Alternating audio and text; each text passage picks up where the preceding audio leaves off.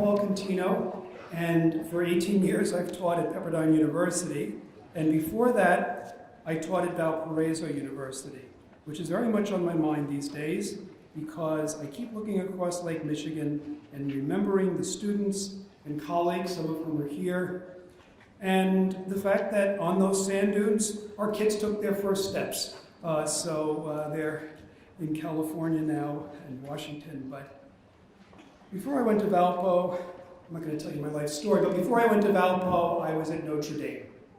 And at Notre Dame, my very first semester, I had a friend who was a Franciscan brother. He was going to New York. In those days, you could find a bookstore on every corner in New York.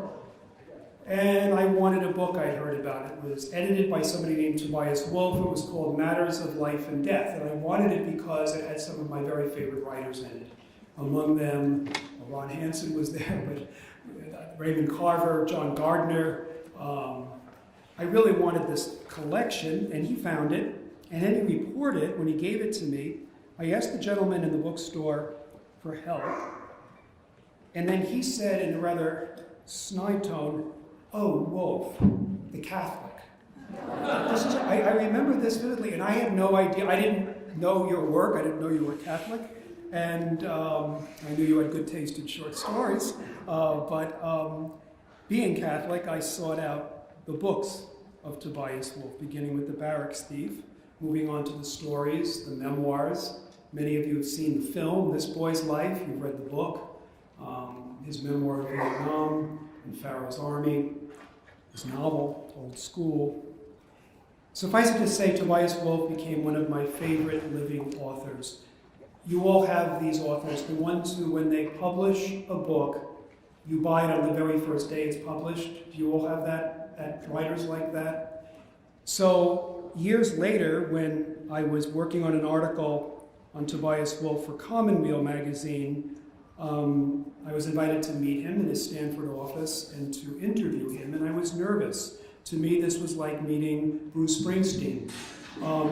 I had my tape recorder, and I remember my first words as we were beginning the conversation were something like, "This is a very big deal for me." And he, in his characteristic grace and warmth and good humor, made me feel very comfortable. We had a wonderful conversation. You can still read it if you go on Google. And years later, his wife, Catherine, asked me to write an essay for her collection on contemporary saints. It's a luminous collection called Not Less Than Everything. I recommend it to you. And suffice it to say that Catherine and Tobias Wolff are two people I'm blessed to know. They have 3 children. They have 3 grandchildren. They're just wonderful people. Barack Obama agrees. In 2015, he awarded Tobias Wolff the Presidential National Medal of the Arts. And this was, I think, very well deserved. If you know his stories, you'll probably agree. They're among the most spiritually nourishing stories that one can find. He's also a great teacher. Many of you, most of us in this room, are teachers. Did a poll taken on Stanford students just a couple of years before Tobias retired. He was named one of Stanford's 2 favorite professors. That's a wonderful accomplishment. And thank God he's working on a new book, and we're going to hear some of it now. So please warmly welcome Tobias Wolff.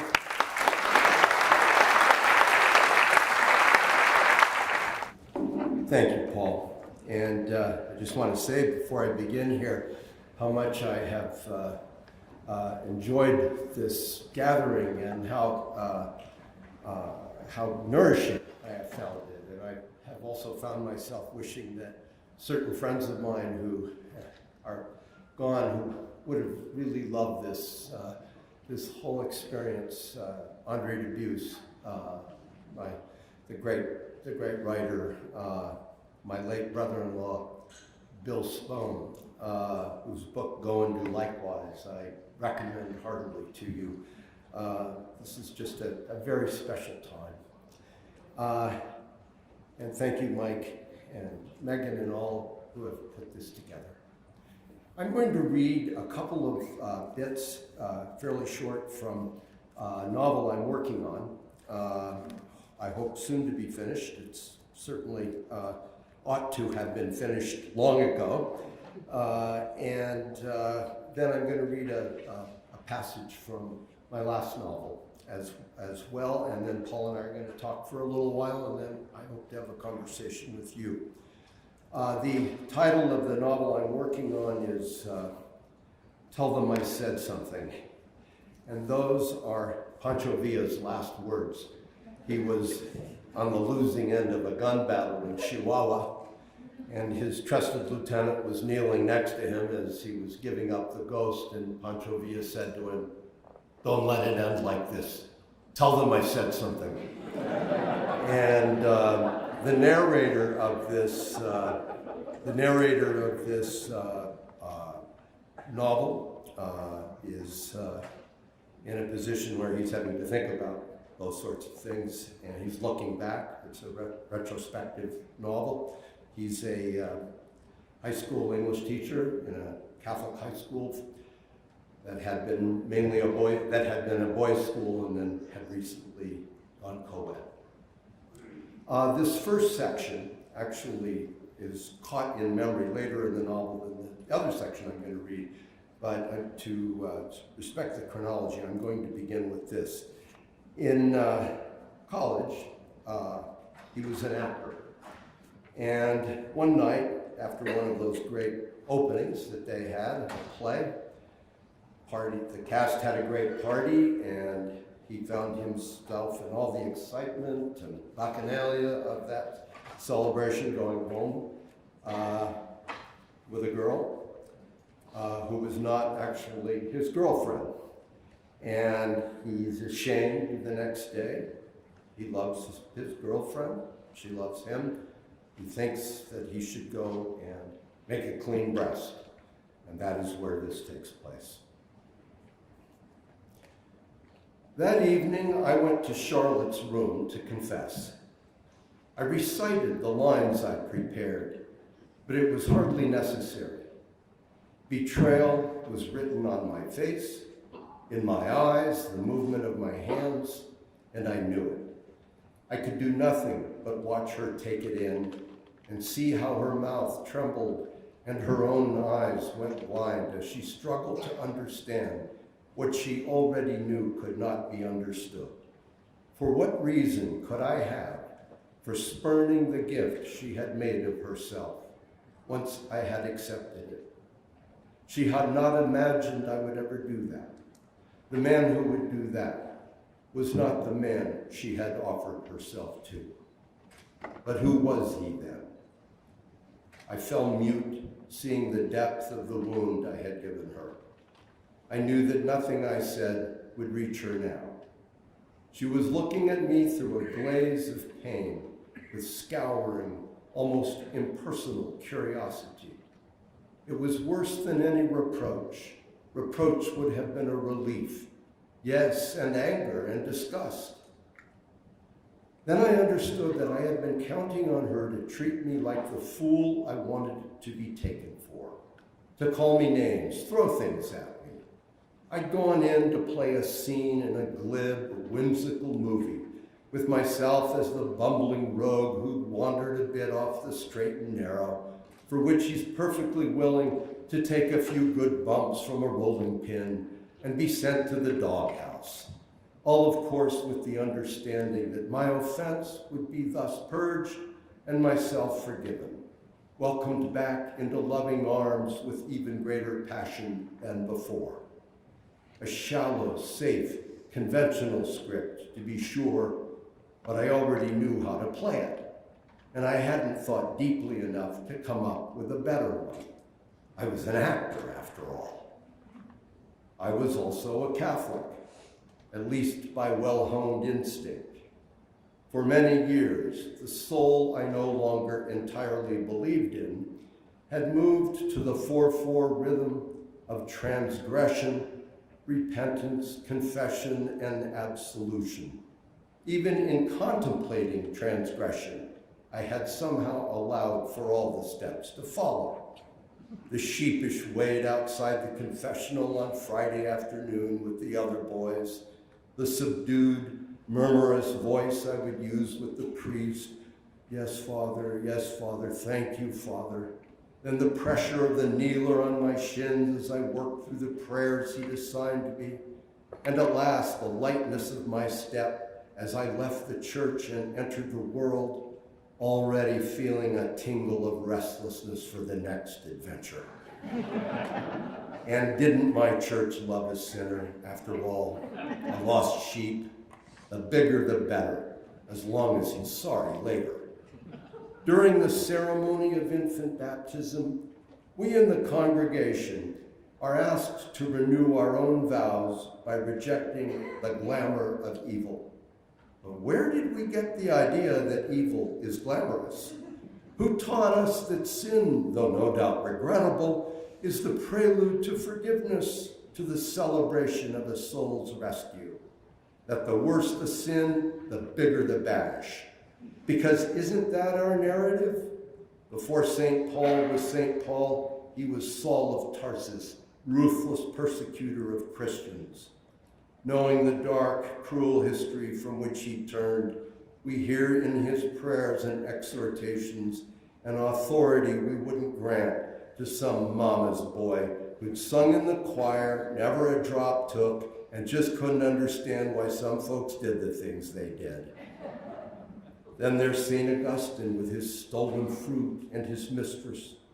Bunyan's pilgrim, whose journey to salvation would be pretty small beer if it didn't take him through the Slough of Despond, Vanity Fair, the Doubting Castle, and the Valley of Humiliation.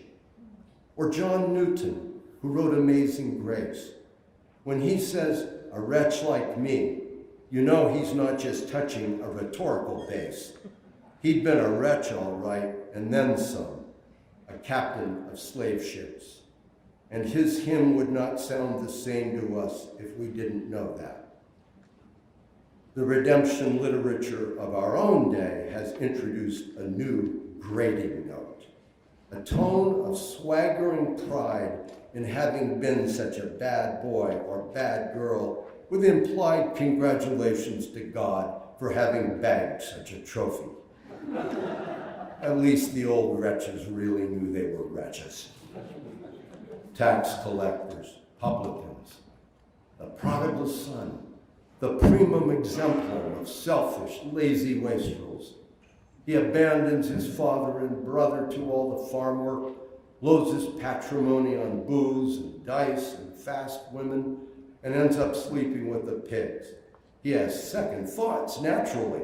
So he writes home, boo-hoo. And of course his father says, "No problem, can't wait." Father stands on a hill overlooking the road so he can see the first signs of his son's return and runs to meet him and throws a party in his honor. Slaughters the fatted calf, the world-famous fatted calf, which we wouldn't even know about if it hadn't been slaughtered for the prodigal. Meanwhile, the hard-working brother, who's never had a party, is feeling the death of 1,000 cuts. And when he finally works up the nerve to say something, he's treated like a crybaby. "Get over it," his father tells him. "I see your mopey mug every day. What's to be excited about?" But your brother, that's a different story. He had the gumption to get lost, and now he's found. Drink up. The lesson has not been lost on the rest of us. Who would you rather be? The grumbling drudge, the virtuous stay-at-home whose steadfastness makes him a bore to the very father he serves?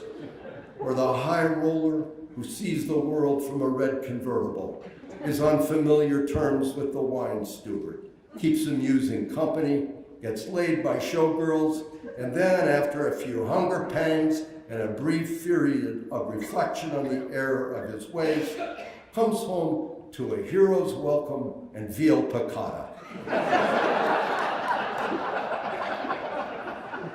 This is all by way of saying that I went to Charlotte's room that night, not only to confess, but to be forgiven. I may even have nursed a hope of scoring points for honesty and for being desirable to other women, which would prove that I was with her out of choice rather than necessity. But at the very least, I would be forgiven. That was how it worked. in books, on stage and screen, in my mother's kitchen, in the walnut pews of St. Brendan's. I had never not been forgiven after confessing, until this night.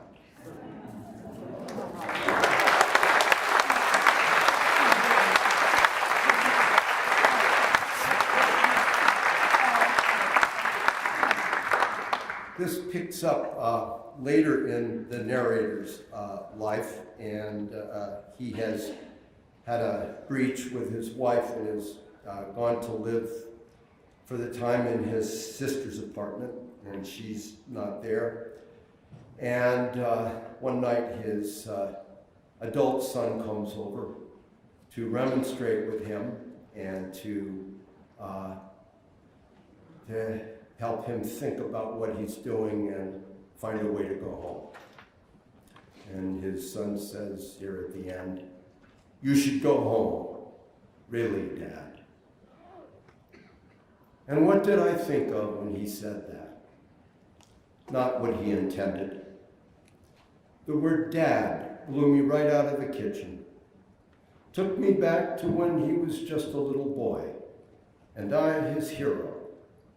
He'd call up to me from the driveway when he got home with Anne-Marie after nursery school, or a shopping run, or a trip to the park. "Dad, Dad." And I would come to the window of the cramped room on the second floor where I prepared classes and graded papers, and wave at him, his big moon face turning red with pleasure. "There's Dad," he would shout, and keep after Anne-Marie until she too had waved up at me, waggling her fingers over an armful of groceries. Then I would blow her a kiss and turn grudgingly back to my students' papers, red pencil in hand. Oh, those papers. Essays by boys who didn't like books, most of them, and wrote only under stern compulsion. Unreadable essays, but I read them, had to read them for duty's sake and our daily bread, jumping up to prowl the room when brought to despair by such offerings as, on Uncle Tom's Cabin, black and white lifestyles in the Old South, or Why I Feel Slavery is Wrong. How many essays have I read through the years? Tens of thousands, hundreds of thousands, and still alive to tell the tale. Sometimes, to break the monotony, I've had my students write stories. That presents its own hazards. Over time, I've been treated to handwritten but word-perfect copies of The Gift of the Magi, To Build a Fire, and The Killers, among others. It's been better since the school took in girls. They've raised the game. But only last fall, 3 of the football players in my junior class turned in stories that began with the words, "Little did I know." I decided to treat it as a joke.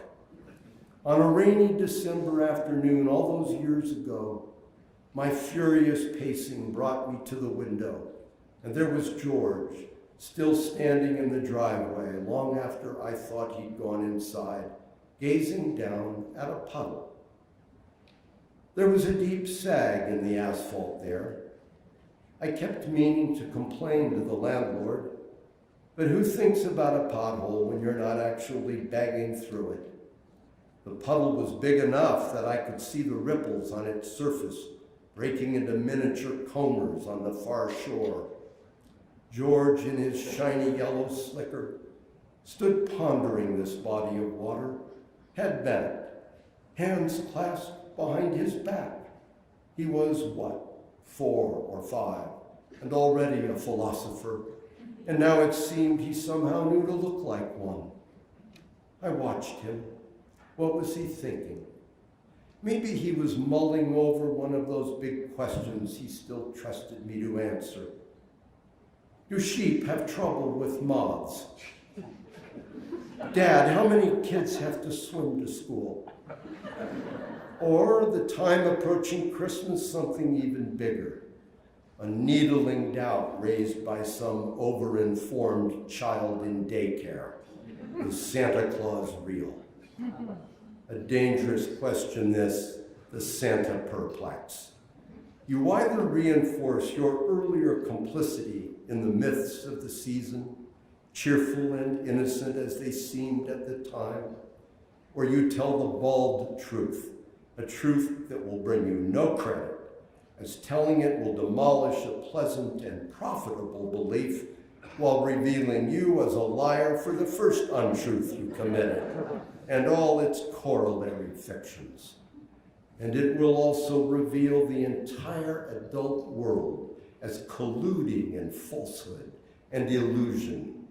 What about the Santa cutouts on rooftops and lawns, the displays in store windows, the TV commercials and magazine ads, the wish list solemnly addressed to the North Pole? Lies? Really? Nothing but lies? Once you've tasted the fruit of that knowledge, you can never go back. If your mother and father and uncles and aunts and teachers and neighbors and babysitters and even strangers can all get together to fool you on this, what else are they fooling you about? Once begun, the list of possible hoaxes is endless, beginning with the jolly old elf and going on to cherubim and seraphim, the cowardice of bullies, American exceptionalism, the march of human progress, divinely inspired texts, and finally, perhaps the divine inspirer himself, with plenty of casualties in between, not least the moral stature of your parents. After such knowledge, what forgiveness? But really, what kind of father tells his little boy, Santa Claus? Are you kidding? Don't be a sap. Santa's just a way to sell toys and make poor kids feel left out. It was such a question as this I found myself anticipating that day years ago, watching my son in his contemplations. But I soon came to see that George must have a different matter in mind. That is, weighing the pleasure of leaping into the middle of that puddle against the discomfort of wet shoes and the vexation of his mother. He gave the question close study and decided for joy. He went into a crouch, rocking back and forth, fists clenched at his sides, eyes on the water. He gathered himself and jumped. He made a good splash. The water covered his shoes. He stood there a while, then sloshed through the puddle and down the driveway and up the steps to face Anne-Marie. Careful man that I then was, how I admired him. How did we get from that day to this? By what steps did he ascend and I descend? When did the adoring son achieve this goodly height, to look down on his father in a wallow of schoolboy weakness and confusion?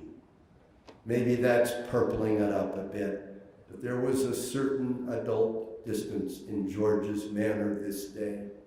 Distance and love, and hardest of all to see, pity. Thank you.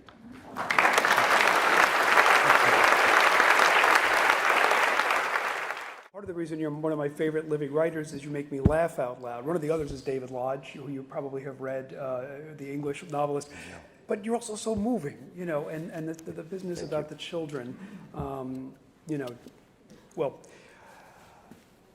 I can hardly wait for the book. I'm going to ask two questions, and then I'm assuming, a number of you have questions for Tobias Wolff? Wouldn't you like to ask a question to Tobias Wolff? And I'm sure you do.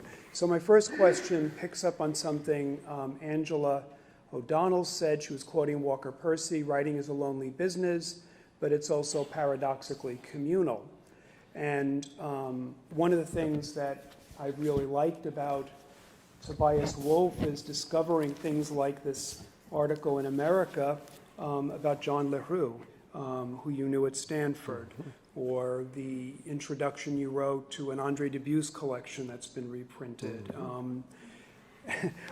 Long before I knew you, I remember I was reading Fires by Raymond Carver, and there's that picture of you and Richard Ford, and I dare say you're singing Helpless by Crosby, Stills, and Nash & Young. Now, why I remember these things, anyway, Raymond Carver remembers this. So I wanted to ask you about friendship and writing and how those relationships may have borne fruit in your fiction, or perhaps just stories about authors that you remember fondly and that you might wish to share. You began by saying you wish folks were here like Andre Dubus and others, so I'll pass the mic.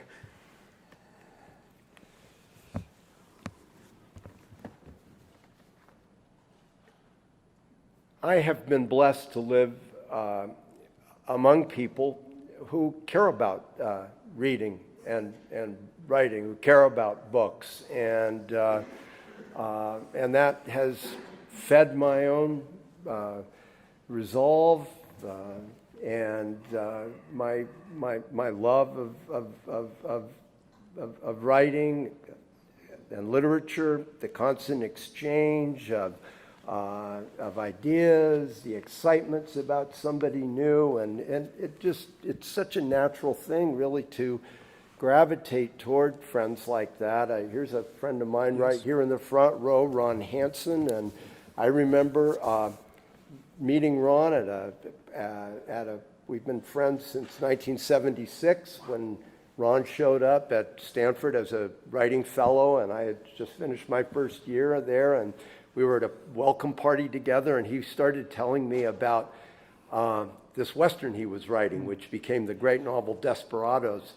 And he said, one thing I really like about writing this is that I can write like the sound of a bullet banging off of something. He said, I love writing whang, and I thought, this guy's going to be my friend, okay?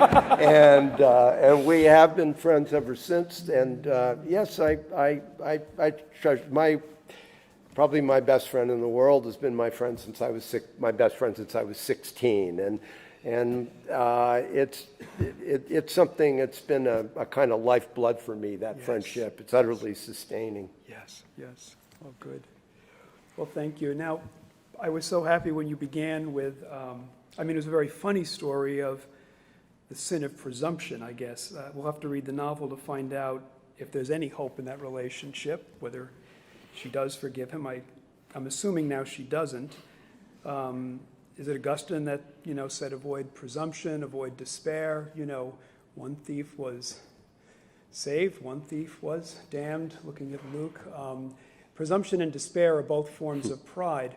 But you're talking about confession and growing up with the sacrament of confession and the imprint that it makes. And just listening to a talk about an hour and a half ago, John Dean was speaking about Seamus Heaney growing up with the sacraments in Ireland and how formative they were, but yet toward the end, how he was moving beyond those boundaries into something else that John was saying was still very spiritual. What about the sacraments?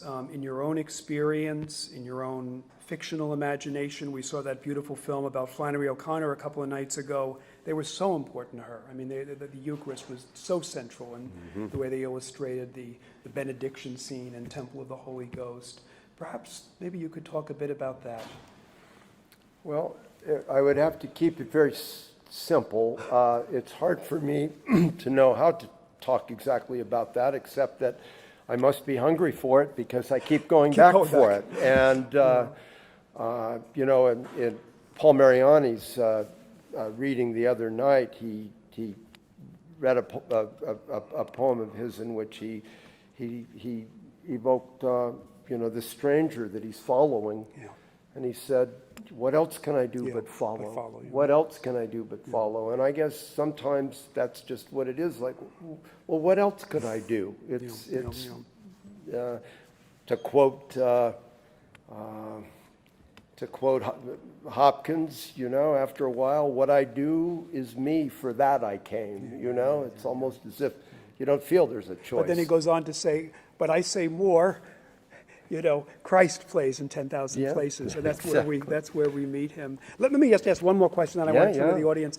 It's been a tough year, though, to keep going back. I mean, if you're a Catholic. I mean, I have found, I've said this to others, I'll say it here, we're among family and friends.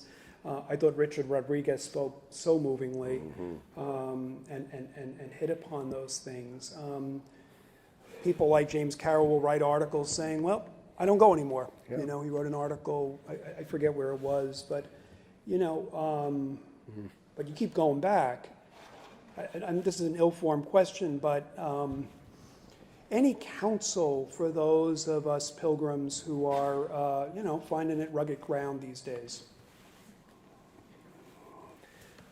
Well, what is certainly,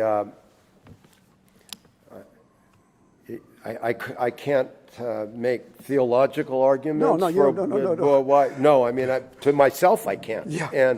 And those sorts of justifications that maybe once would have meant more to me, I'm bound, I suppose, to some extent by habit, a habit of mind and spirit, but also my community.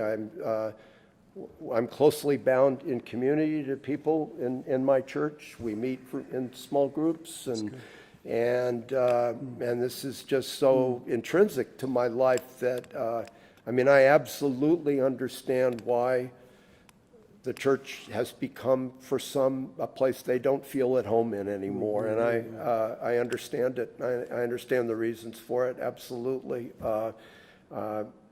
it is still a home for me. Thank you. So I think Mike is going around.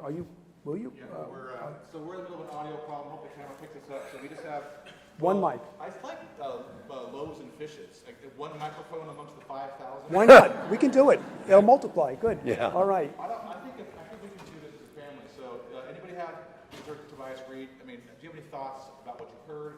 Any questions for really Paul or Tobias? Yeah, for either of us. It's a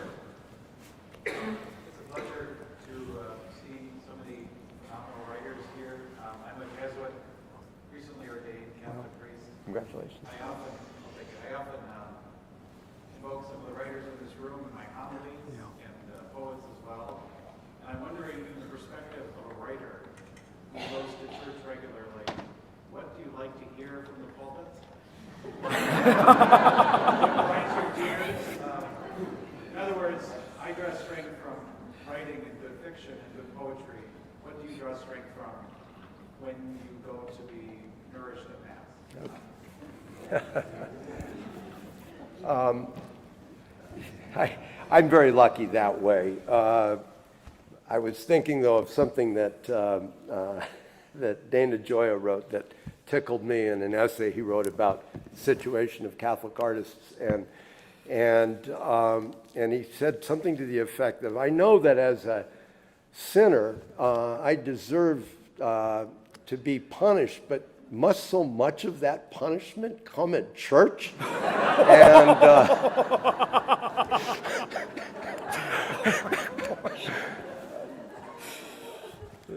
And I suppose one of the reasons that I do find myself drawn back is that I belong to a parish where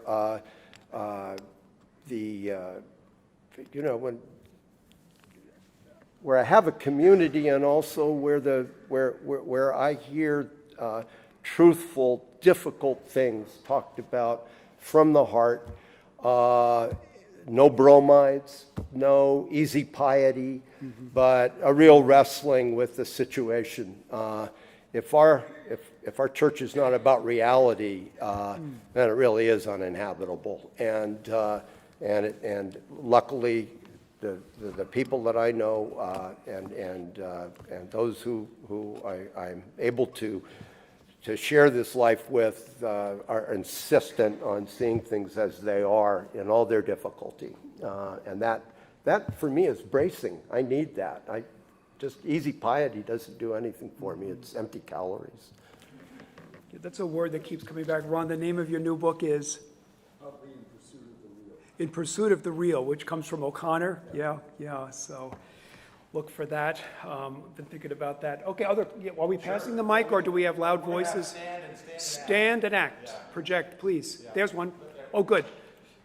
Thanks, Toby. I love your work, and I love all the work that comes out of the Stanford community. And I knew that you took the place of John LaRue in the MFA program at least.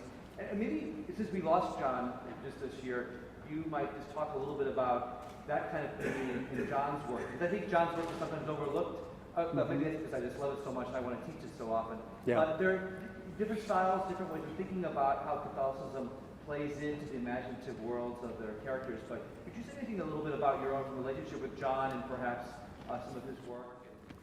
Well, sure. John LaRue was a teacher of mine and a mentor. I came to the Stanford writing program and was taken somewhat under John's wing, and just to my great advantage. He was the reason I applied there in the first place was that I had read a collection of stories of his called Family Matters or Family Affairs, and there was one story in there in particular that there's still a passage in there that has branded itself in my memory, where a nun named Mother Humiliata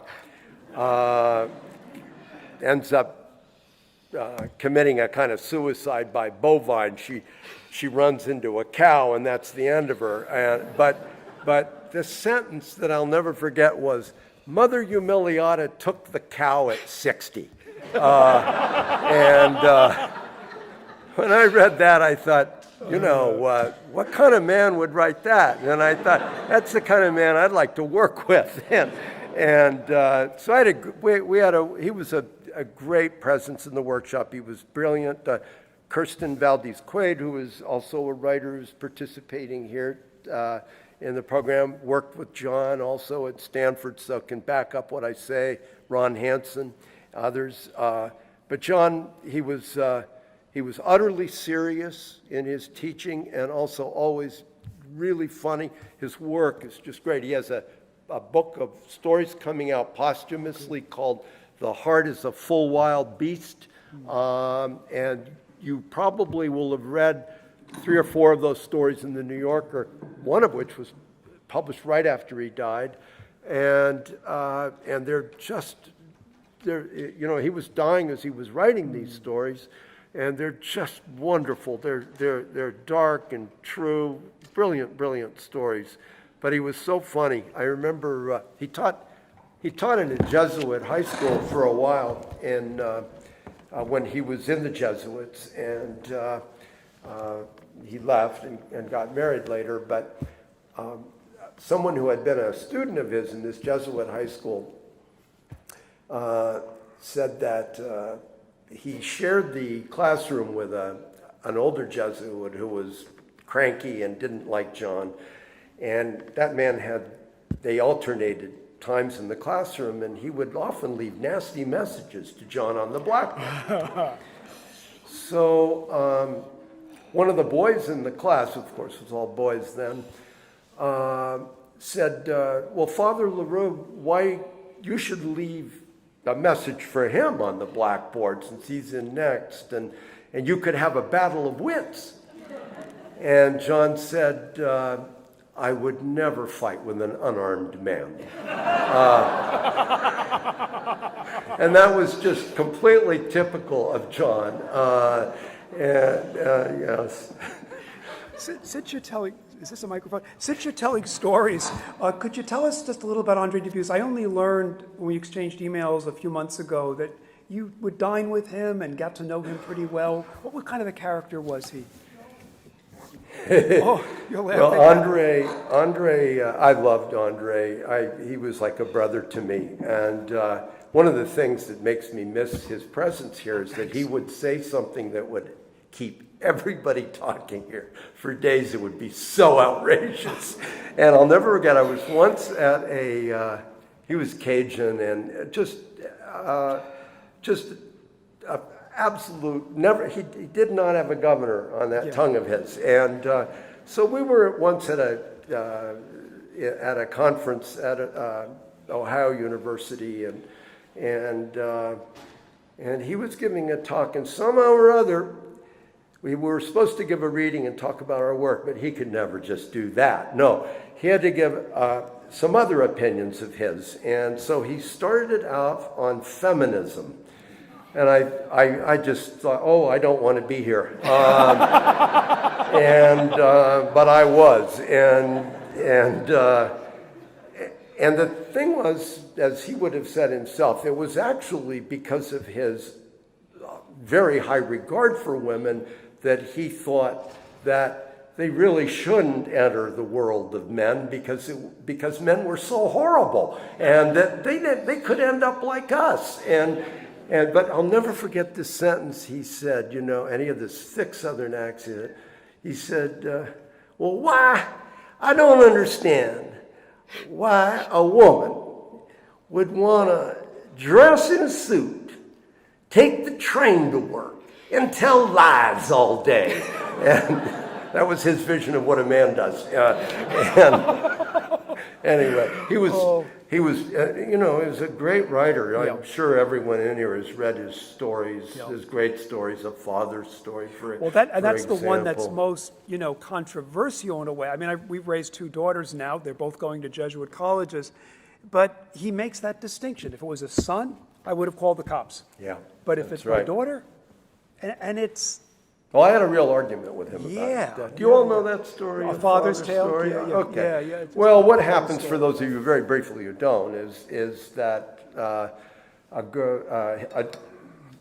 this man, Luke Ripley, his daughter is drinking with some others and runs into a boy walking down the road and is so terrified and guilty that she just drives home and tells her father, but doesn't attend to the boy. And the father goes into this field and finds this boy dying and stays with him until he dies, but does not report anything because it would mean implicating his daughter. And even, in fact, stages an accident himself, pretends that he's gotten into an accident to cover the damage of the car. And at the end of the story, he has a kind of dialogue with God and, saying, yeah, you did that, but You had a son. But you had a son. You didn't do it for a daughter. It's different. And and then he goes off happily to feed some horses. And I would talk to Andre about this story because I thought that this father, though he, and Andre, and I really had a difference of opinion about that. I thought he was destroying his daughter's life. I thought that he was depriving her of what she needed to do to rejoin the community, that she was going to be alienated for the rest of her life by this, and that it was that the greatest injury was what he was doing to her. But he said, yeah, but you're not getting the point. This is his daughter. And Do you have daughters? Do you have daughters? I do, yes. Well, I didn't at the time we were making this argument, but okay. So I didn't have evidence. But I certainly understand that this parental desire to cover and protect, but sometimes when you protect, you injure. That's right. And it's a very complicated story, though. And it's hard to take issue with on the page because it's a first-person story, and that's what he does. Yeah. I'm just going to, unless there's a pressing question, if there is, raise your hand right now if there's a super pressing question. I don't see a hand. So Bullet in the Brain is one of your shortest and most powerful and indelible stories. It's the one that I passed around to friends when I read it in the New Yorker. It's about a guy whose life is blighted by irony. Everything is in an ironic distance. So much so when the bank robbers come in,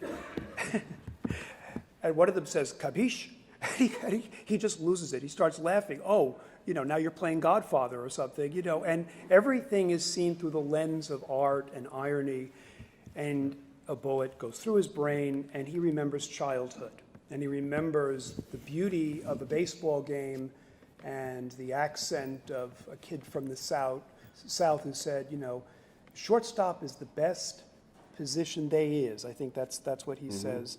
And they is. This is the word he's recovering as he's dying.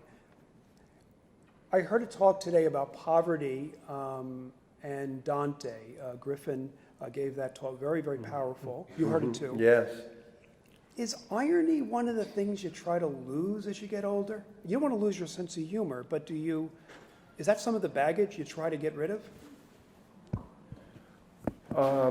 I know there's a kind of irony that is used to keep everything at a distance, and but I find it survival gear myself. I couldn't live without it.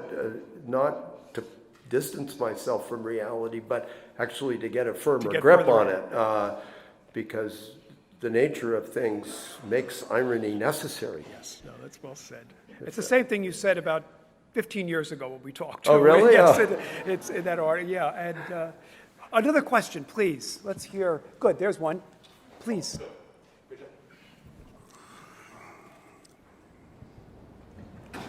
So you were talking about how your faith is just innate at this point, and it's, you know, it's habitual, and yet you're operating mostly in a secular world. So you're teaching students who don't believe, and you have colleagues who don't believe, and you're talking to audiences who don't believe. Do you find yourself going through a translation process at all, and can you talk a little bit about that?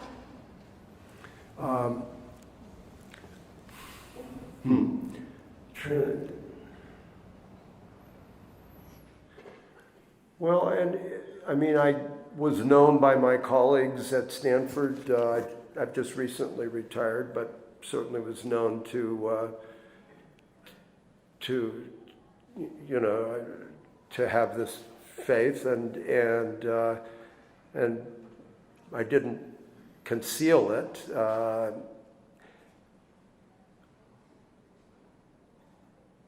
I don't know really how to answer that question. I mean, the things I would say to colleagues, I would say unmediated. I wouldn't cushion it or anything. How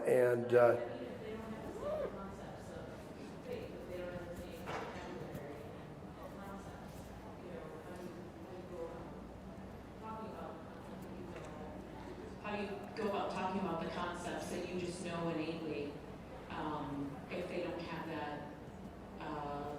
don't have that innate understanding? Mm-hmm. Well, with my colleagues, really, it didn't come up that much, to be honest with you. Once in a while, you know, one of them would make some snide comment or something, but it just didn't come up that much. Once in a while, because of the things that I taught in the lecture classes that I taught, once in a while I'd get a comment on a evaluation form saying something like, "Well, I didn't know you needed to be a Christian to take this class," and so that I couldn't help, because, you know, if you're teaching Dante, as I did, if you're teaching, I mean, even James Baldwin in Fire Next Time, he uses, you know, he has the very title is right, and so, you know, you have to make your students aware of where these things come from, and that's not so much our tradition. But I would sometimes find the students a little unwilling to acknowledge the importance of this material that we were dealing with, especially in Western literature and culture.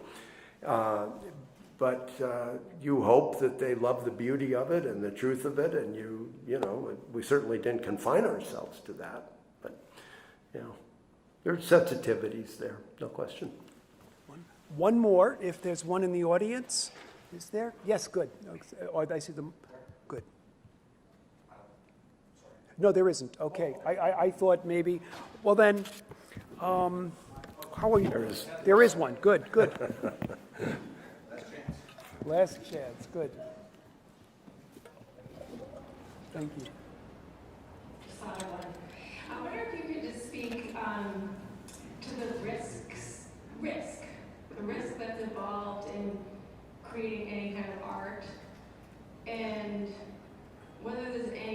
connection with faith?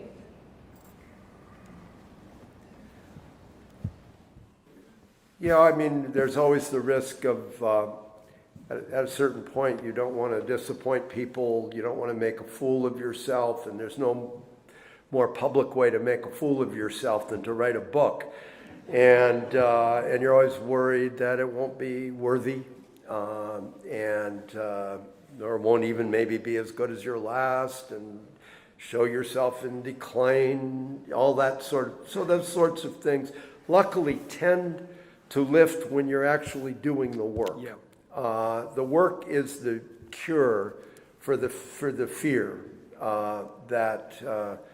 but I must say I master it imperfectly. I sometimes feel like, Jacob Marley wrapped in chains, dragging myself to the desk, but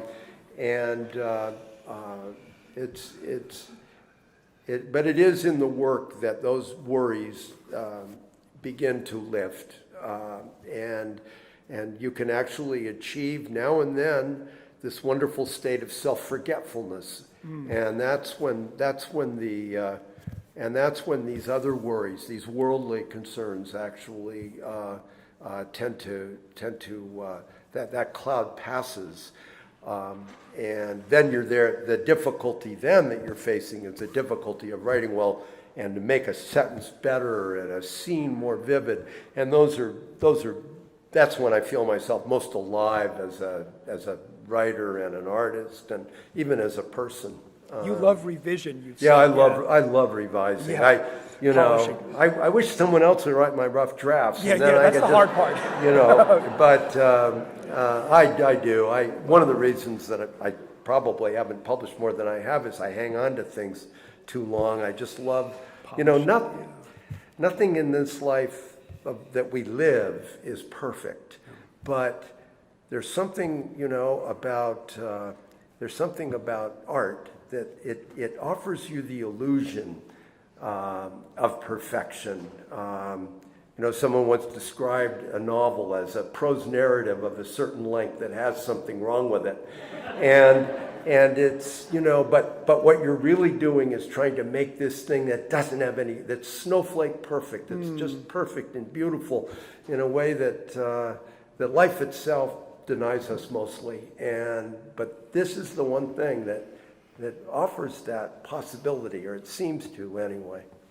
You used these words a moment ago. I think you've, in your work, given us works that are true and good and beautiful. So if you'd all express your appreciation for Tobias Wolff. Thank you. you. Thank you. Thank you. Thank you so much. Thank you.